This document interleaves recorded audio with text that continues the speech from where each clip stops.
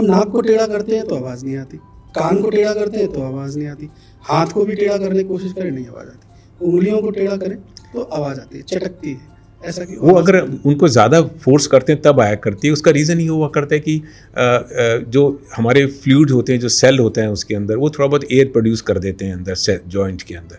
तो जब वो उसको क्लिक करते हैं तो एयर इमीडिएटली मूव करती है, वो क्लिक की आवाज़ देती है। तो ये एक नेचुरल सा फिनोमेना है, कोई वो नहीं है, कोई कमी नहीं है, कोई बीमारी नहीं है।